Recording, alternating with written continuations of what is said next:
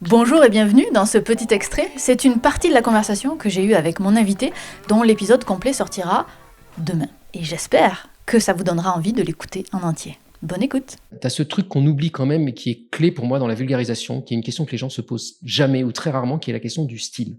Tu vois, on pose toujours la question de est-ce que c'est bien expliqué, mais la question du style, elle est bien plus importante. Je m'amuse à cet exercice, par exemple, avec les étudiants. Je leur montre un extrait de 8 vulgarisateurs et vulgarisatrices en physique sur à peu près le même sujet. Je prends un petit truc d'astrophysique, okay. Et j'en ai choisi 8, des Américains, des Français, des femmes, des hommes, et des bons, à chaque fois. Je leur montre les 8 à la suite, et je leur dis, votez pour celui que vous préférez. Et j'ai fait ça depuis des années à des populations d'étudiants assez homogènes. Donc c'est toujours à peu près les mêmes d'une année sur l'autre, mais ils vieillissent, et puis après je prends des nouveaux. Et ce qu'il y a d'impressionnant, c'est à quel point ils votent pour tout le monde. C'est-à-dire que tu n'as pas une personne qui ressort, 2 ou 3 personnes. Moi, je m'attendais à chaque fois qu'il y ait 2 ou 3 héros. Pas du tout. Les votes se répartissent à peu près équitablement sur tout le monde. C'est très étonnant.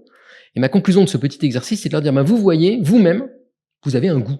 Il y a des styles qui vous plaisent plus que d'autres. Après, je leur demande de verbaliser, tu vois, de dire, mais pourquoi vous avez aimé lui? Parce qu'il avait un ton sage, dogue, bien posé. Pourquoi vous avez aimé elle? Parce qu'elle avait l'air enthousiaste. Et chacun voit qu'il a un style qu'il aime. Tu vois, un peu comme les profs au lycée, il y en a qu'on aime, d'autres qu'on n'aime pas, et c'est pas nécessairement ceux que les autres aiment.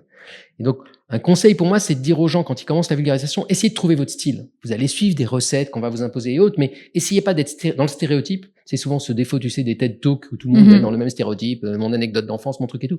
À un moment donné, soyez vous-même. Tu vois? Et donc, ça, pour moi, c'est un truc important. Ça veut pas dire que tu vas pas avoir plein de choses à travailler, dans le débit, la position du corps, etc., mais trouve ton style et trouve qui tu es parce que tu pourras pas lutter contre ta nature. Et donc, moi, le fil directeur de la plupart de mes productions sur les réseaux sociaux, sur le YouTube, etc., c'est mon style. Je parle vite, c'est que je suis enthousiaste, mais c'est que ça part un peu dans tous les sens, c'est que je vais très souvent parler de recherche contemporaine et d'un article qui est sorti il y a 3 semaines, et c'est que j'aime bien parler de physique et souvent de physique quantique. Voilà. Et ça, tu vas le retrouver un peu partout comme fil directeur. Ce qui fait que si tu regardes 1 minute de moi sur TikTok ou 1 heure de moi sur YouTube, c'est le même bonhomme.